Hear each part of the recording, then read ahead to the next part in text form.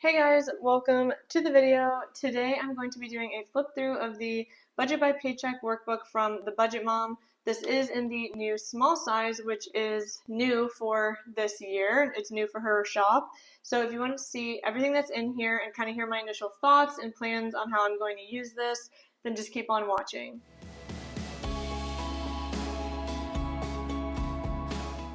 Before we jump into the flip through, I do want to just briefly talk about my channel for a second. My channel has been stagnant for the last couple of years. When I first started it, I was really trying to be consistent. I started with beauty, then transitioned into luxury. I had some other planning type videos, specifically mostly budgeting throughout those years, and then I just kind of fell off because I didn't really know what direction I wanted to take my channel in, and it's obviously I don't just care about the number of followers and stuff on YouTube, but your videos don't get seen if you don't follow a specific niche.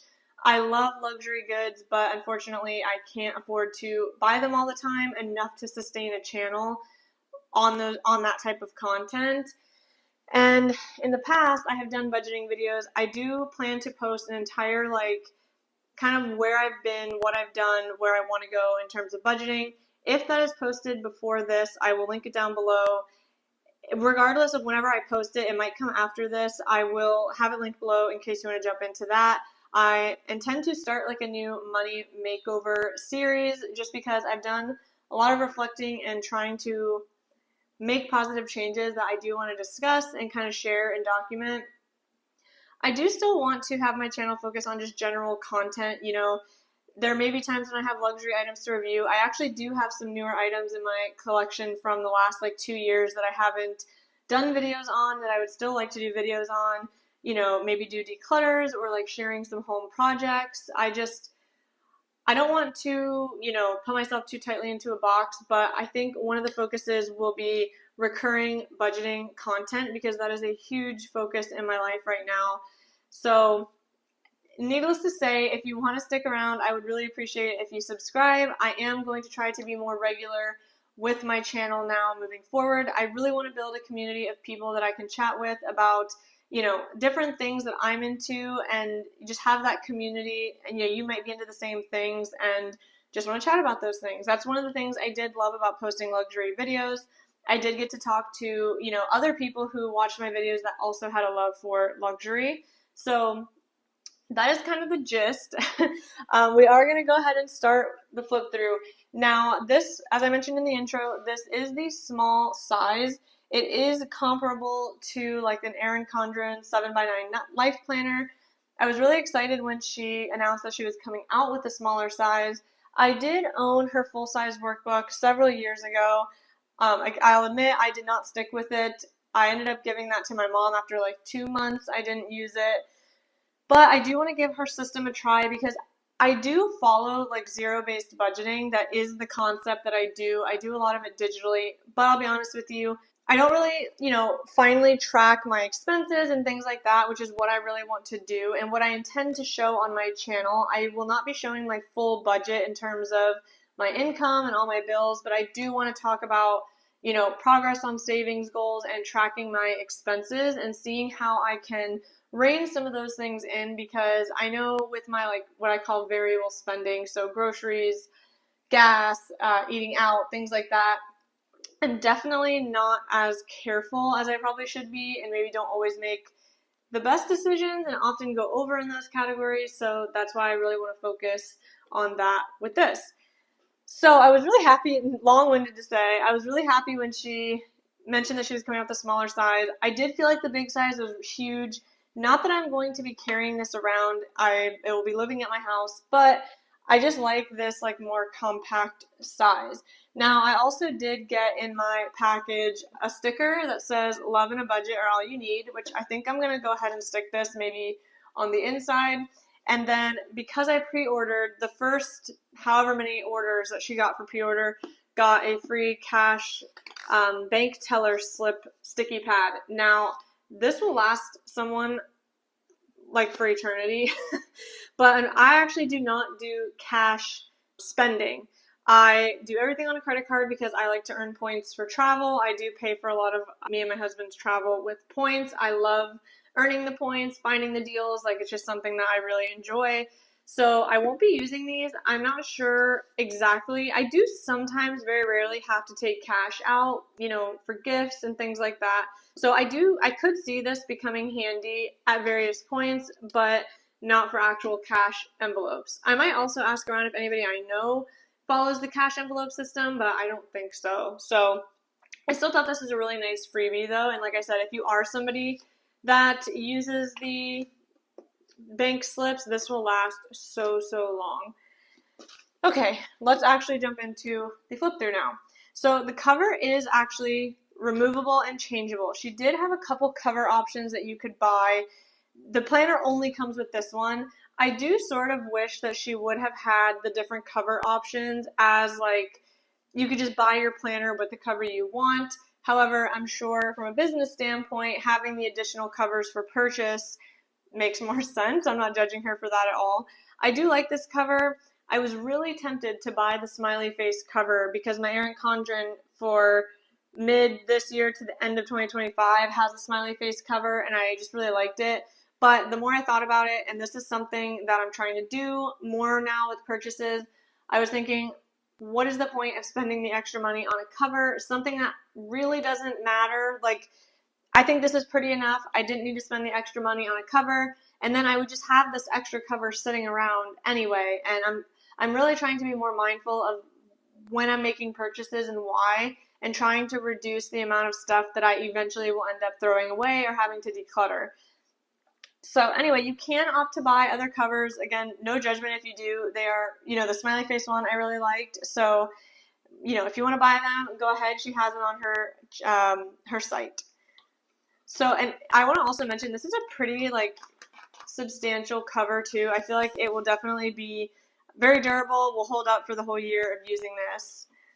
Then when you flip open to the first page, you do have the little welcome thing from her. Then you have this workbook belongs to and if found contact box. So if you are somebody that does bring this around with you, you could definitely put like phone number, email, so that somebody could contact you if you find this. If you are carrying this around, I urge you to not put anything sensitive in this in terms of, account numbers, passwords, anything like that, just because this is a finance budget planner. You want to make sure that if you are bringing this around, you are protecting anything like that. Then we flip and she has basically just like an explanation and what this book has. She did remove all of the instruction sheets that she originally had in this. That's another thing. I will link her video down below, but she did make changes from her prior editions of the workbook to this year's. She did remove some pages, which when I watched her video, I think everything she did was exactly what I would have done if I was in her shoes. There, the instruction pages she has put now online, and you can access through this QR code or by going to the website. So you have no need to have those in here really. You can just go online and look at them. Once you get started, I don't think anybody is actually referencing the instruction sheets all the time. So it was just bulking up the book for no reason. So I think that was a really smart move on her part. Then you have this Finding Your Why worksheet, which basically asks you, why are you on this journey? Why do you want to get better with money? Asking yourself more follow-up questions, different things to think about, because to be successful, I think with budgeting, you really have to have a grasp on why you're doing it. What do you want out of life? What do you want to come from budgeting? It should be something that does motivate you, I think. If you want to retire early or you want to pay off debt, those are all things that you have as your why as to why you budget and why you put money where you do. And I think it is really important to kind of just go through this exercise and, tap into yourself so you can set yourself up for success. Then we have the financial plan goal worksheet. This is probably going to be like a top section for me that I'm really excited to fill in for the year 2025. Side note, this is undated. You can start this right away if you want, but I am actually going to wait until January and use it from January to December. But anyway, the financial plan, so you have short-term goals are within 1 year, medium term within 5, and long-term 10 to 15.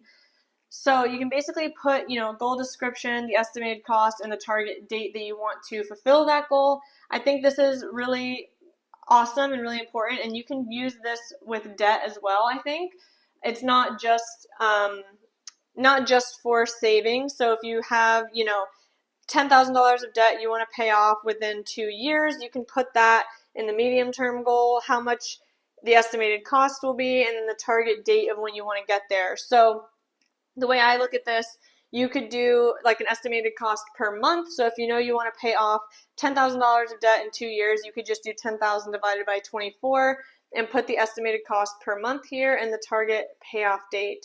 So I'm really excited to utilize this page myself and really focus on my financial goals.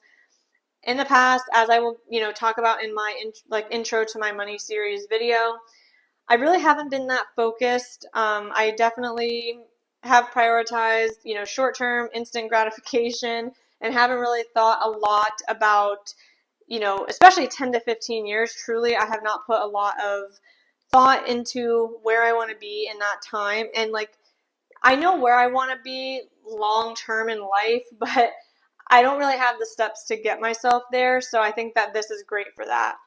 Then we have the membership and subscription reminder worksheet.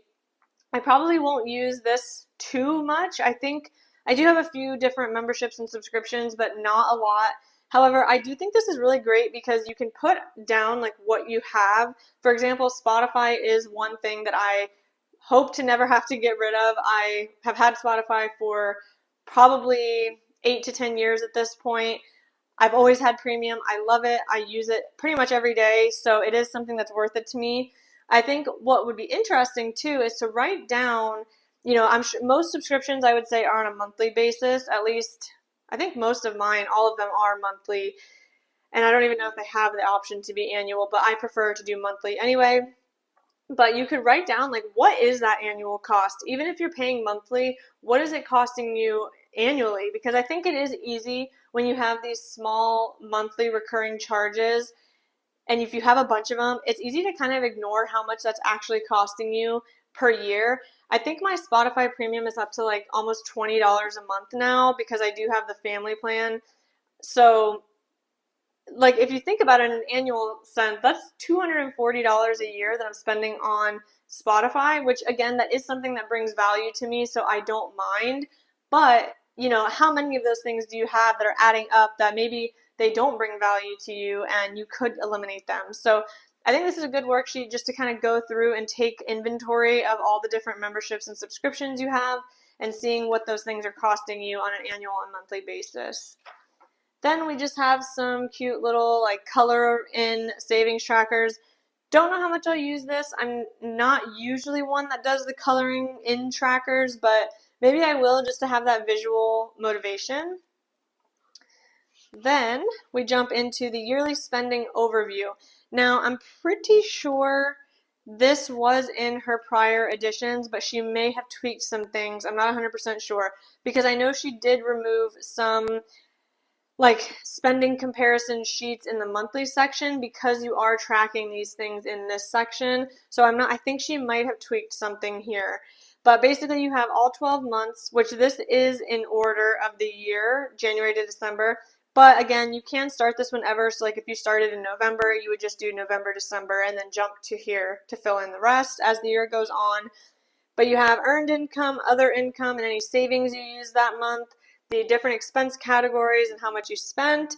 And there's also a section to do your savings balance, debt balance, retirement balance, and net worth balance, which I'm actually excited for this because I never track any of that stuff, honestly. And one of my longer term goals in life is to retire much earlier than 65. So I would be nice to kind of be tracking, retirement and net worth just to make sure that I am actually hopefully working towards retiring earlier than 65. And just having all of that as an overview for the whole year, I think would be really interesting. Obviously when you do invest in your, 401k, Roth, those things do fluctuate throughout the year because the market goes up and down. But I still think it would be really interesting to track these things and see what it does over the year. Next, we have the budget category organizer. So this ties back into the expense category section, and you use that in every month. So basically with this, you can put down, let's say groceries or household, and then you can also list out what comes into that category. So for some people, when they say groceries, they also mean household toiletries like paper towel, toilet paper, cleaning supplies, things like that. For me personally, I don't count that under my grocery budget. That would be a separate household budget.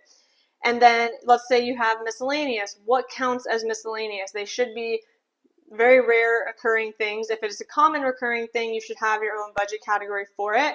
And the idea here is that you will assign each category a color so that when you are tracking your expenses throughout the month, you can add up everything and it's all color coordinated. If you watch any of her videos, Kamiko, I think is what her name is, the budget mom, she does that. So she has all her different categories color coded. She highlights. I think it's a good visual so you can actually see where you're spending money. And also this would be like bills, like fixed expenses, debt, all of those different categories where you have money going out. Then you just have a thoughts and notes page. You have it on both sides. And now we jump into the actual monthly view. Again, these are undated, but each month has the same meat, I will say. And then each month also has a different quote on each tab, which I think is nice. And I actually really do like the color scheme of this. I will say like this color orange is not like my typical, but I think these all really go really pretty together. And I kind of like that more muted look that this has. So we flip over and we see an undated calendar view. So you can not only date this and use it for any month, as I said before, but you can also decide if you want to do a Sunday or Monday start. Now, it's funny, with my monthly views, I like it to be a Sunday start because that's how I think of the month, especially when I'm planning things or booking travel. I'm always looking at a calendar based on a Sunday start. But then in my planner, I actually like how the weeklies start on a Monday, because I think of my week in terms of the work week starting on Monday, but I thought that was a little funny. So you have the flexibility to do what you want with this. And then there's also a little sidebar that has important dates, notes, and financial goals. For me, this will just strictly be a budget planner, but perhaps there are some of you that don't really do daily planning and you just want to plan your month. You just want to have a view on a calendar of what you have coming up that month in terms of budgeting and life. Then I think this is great because you can also jot down some important dates or notes for that month. I personally think I will be using this for anything that impacts me financially. So in January, for example, I do have 2 birthdays, so I could notate those things down because I know that those 2 things are going to cost me money. So that's kind of how I intend to use this, but I do like that it does kind of give you that flexibility to use this as a general life planner. Then we jump into the first paycheck, budget, tracker, and cash envelope. So I believe you do have 5 of these because there are some months where there are 5 weeks. So if you're paid weekly, there are times when you would need that 5th sheet. What I think I will do, because I'm paid twice a month, is I think I'm going to do 1 overall monthly budget and then do 2 sheets to do my actual paycheck budgets. Currently, I actually just budget based on paycheck. I don't really look at the whole monthly overview. I think I do want to do that in this because I have the space, but I definitely want to obviously do the paycheck budgets because that is how I ultimately budget. So you have this that has your inflow, fixed expenses, variable expenses, savings goals, and debt. Obviously, if you are not in debt and you're just doing some extra savings, you can just use this as an extra savings if you fill this up. And then you also have the cash envelope breakdown. So again, as I mentioned before, I do not do actual cash budgeting. I do follow the same kind of idea with I can't even say that, with cash envelope based budgeting in terms of giving myself a set amount of money to try to use for, different categories. But if you did use this, basically what you do is you write down the category. So let's say groceries, $100, and then you put up here which denominations, so 1, 5, 10, 20, 50, 100, and then you tally up what you need for each category, and then you can see the total of each denomination. And then the idea is if you have something like this, you would say, okay, I need 10 ones, 2 5s, just like that, and you'd give that to the bank teller. So this just helps you figure out what cash you need. Again, I'm not going to be using this, so these pages are not going to get used for me. So again, like I said, we do have 5 of these.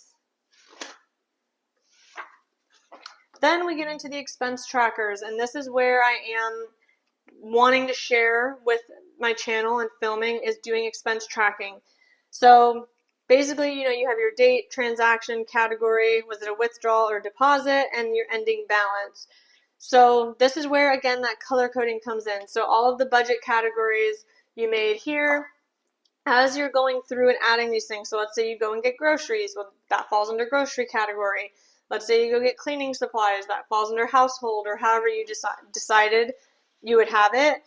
And then, then you want to go through at the end of the month or maybe ongoing and highlight what each of those categories were, and then you add it all up at the end so you can see how you spent. And then you add that to your yearly spending and you're tracking how much. So I think it would be really interesting, especially with groceries, because we know prices of groceries have really gone up lately. So I think it would be interesting to see, how much is that fluctuating throughout the year in terms of spending. So you get 1, 2, 3, 4, 5, 6. You get 6 expense tracking sheets, which personally I think is plenty. I would be surprised if I ever really go beyond like 1.5, maybe 2, because sometimes I do have like a lot of little transactions. So I think that is plenty of space for somebody. And I feel like you even have enough space to where if you wanted to have like, maybe you put everything on cards, so you have like a designated card for groceries, a designated card for everything else. You could maybe track them on their own sheets, however you want to do it. Then there is a debt payment plan sheet, which I won't be using this a ton, and hopefully I do not go back into debt. Again, I will talk about this. I have been in and out of debt multiple times. Currently out of debt other than my car, so that is what I'm going to be focusing on. So I definitely do want to track that here. But this is a spot where you would list your creditor, the balance, the interest rate, the minimum payment, and the order in which you want to pay it off. So there are 2 common payoff methods, and that is the snowball and the avalanche. Snowball, you pay lowest to highest balance regardless of the interest rate. And then the avalanche is you pay the highest to lowest interest rate regardless of the balance. So there's arguments for both sides. Avalanche saves you money in actual interest charges, but snowball kind of provides you those like little wins and eliminates the many different payments faster typically, at least from what I've seen in different people's budgeting videos. Personally for me, I always kind of followed snowball, I would say, because having so many different payments kind of overwhelmed me. So even if I was paying a little bit more interest on something that had a higher balance, I just wanted to get the little ones out of the way. And then you roll those payments into the next debt that you want to pay off. Then here's a spot for any extra payments that you did. And then there's a monthly debt progress and overall debt progress, and she goes over how to fill in these boxes. Then you have your monthly net worth tracker, which I think is again going to be something really interesting to look at. I apologize if you can hear noise in the background. My dog is making a bunch of noise, so hopefully it's not coming through, but if it is, I'm sorry.